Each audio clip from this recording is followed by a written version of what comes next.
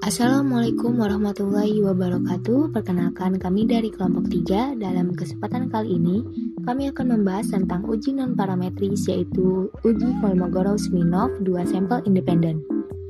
Yang beranggotakan yang pertama Novia Savitri, Lailati Azkia Fibi, Viana Femilia, dan Nurjahra Akila Purwanti. Pertama-tama, uji Kolmogorov-Smirnov sendiri merupakan uji statistik yang digunakan untuk menentukan apakah distribusi kumulatif dari suatu sampel data sesuai dengan distribusi teoritis tertentu, seperti distribusi normal dan eksponensial. Fungsi dari Kolmogorov-Smirnov sendiri yang menilai efektivitas suatu perlakuan dengan mengamati perbedaan rata-rata sebelum dan sesudah perlakuan tersebut diberikan. Adapun syarat uji, yang pertama, data yang digunakan harus berskala interval atau rasio. Yang kedua, observasi dalam sampel harus independen satu sama lain. Dan yang ketiga, efektif digunakan untuk sampel besar lebih dari 50. Nah, berikutnya adalah pembahasan mengenai rumus perhitungan Kolmogorov-Smirnov.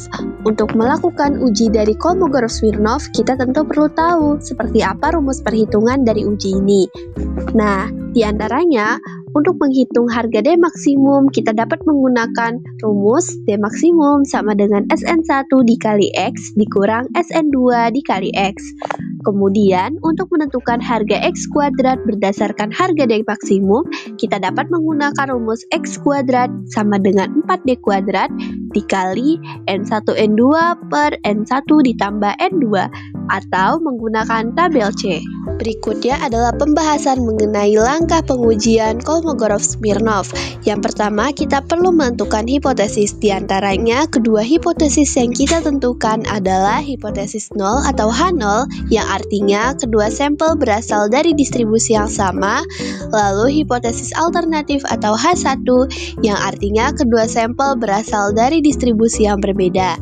Berikutnya, kita juga bisa melakukan penyusunan data, di mana data diurutkan pada kedua sampel secara terpisah dari nilai terkecil ke nilai terbesar.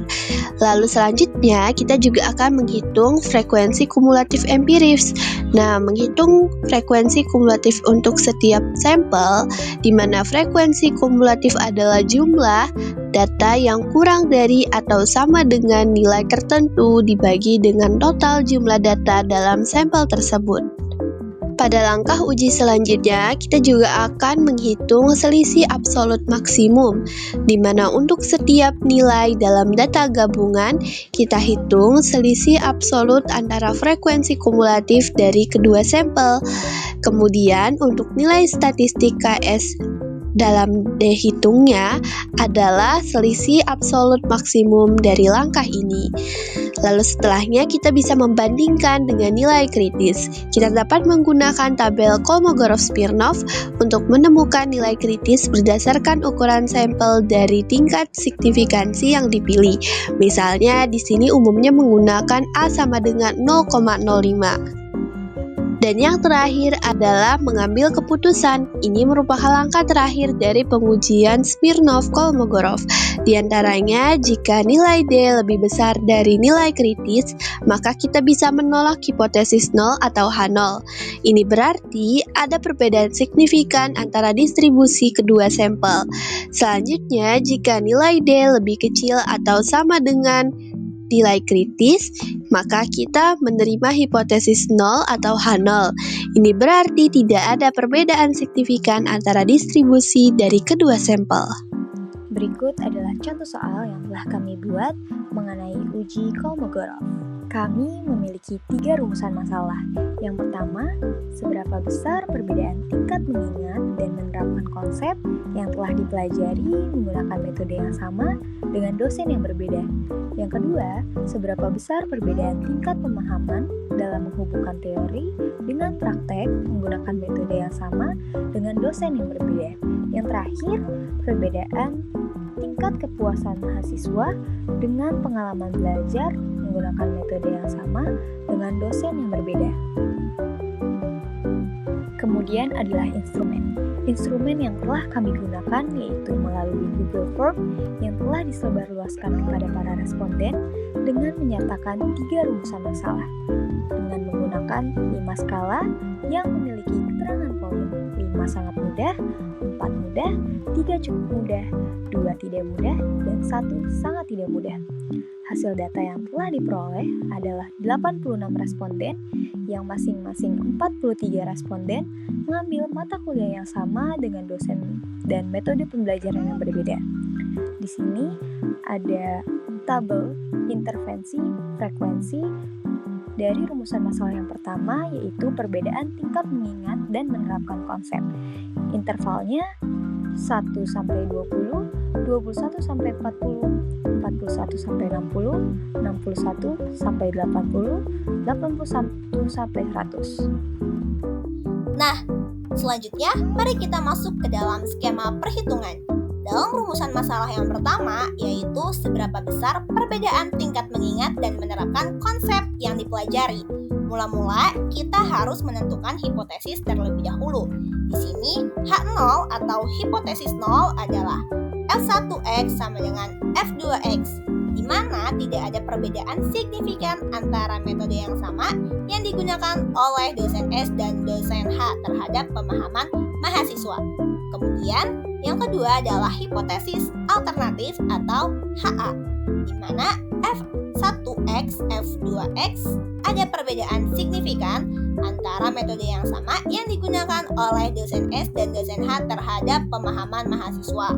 Nah, kemudian hitunglah selisih proporsi kumulatif SN1X dan SN2X dengan bantuan tabel sebagai berikut. Berikutnya adalah tabel pembantu yang membantu kita dalam menjumlahkan data yang kemudian hasil tersebut kita distribusikan ke dalam rumus yang sudah tersedia. Nah, teman-teman, tabel pembantu ini memuat beberapa kolom. Yang pertama adalah kolom interval. Kolom interval ini kita peroleh dari hasil pengelompokan data yang sudah kita dapatkan. Kemudian ada kolom frekuensi. Kolom frekuensi berisi dari dosen H dan dosen S, diisi dengan sesuai jumlah data yang kita dapatkan. Kemudian frekuensi kumulatif yang juga sama diisi dengan dosen H dan dosen S.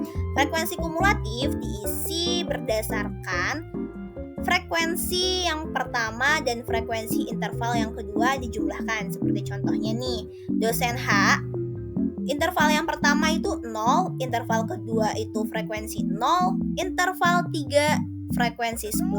Maka pada interval yang ketiga frekuensi kumulatif dosen H adalah 10.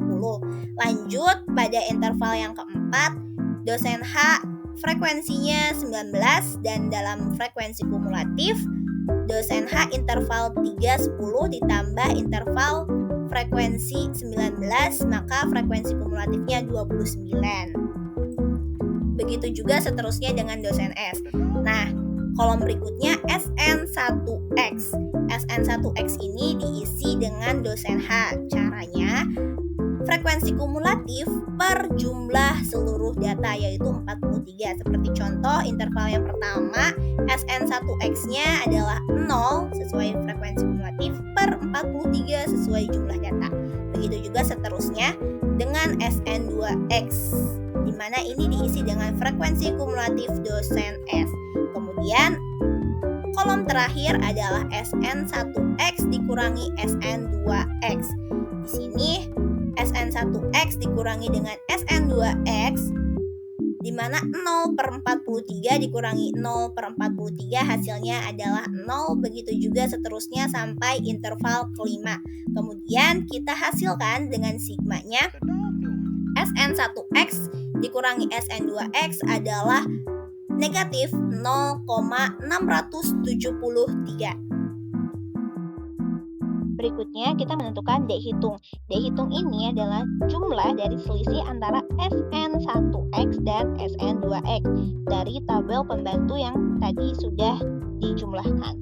Lalu bandingkan nilai kristis dari tingkat signifikan, yaitu alfanya 0,05 dengan D tabelnya 1,36 akar N1 ditambah N2 per N1 dikali N2. N di sini adalah nilai atau jumlah dari seluruh data, maka dihasilkan 1,36 akar 43 ditambah 43 sesuai dengan jumlah data yang sudah kita dapatkan. Lalu per 43 dikali 43, didapatkan hasil 0,293 dari D tabel sebagai berikut. Nah, di sini ada D tabelnya.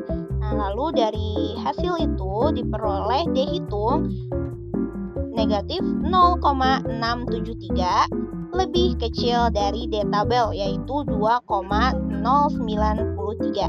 Maka dapat disimpulkan gagal tolak H0. Karena keputusannya terima H0, maka dapat disimpulkan bahwa dengan taraf signifikasi 0,05 tidak ada perbedaan tingkat mengingat dan penerapan antara dua dosen. Nah, teman-teman, dari yang sudah dijelaskan, mari saatnya kita untuk latihan skema perhitungan dari permasalahan yang kedua dengan soalnya seberapa besar perbedaan tingkat pemahaman dalam menghubungkan teori dengan praktek.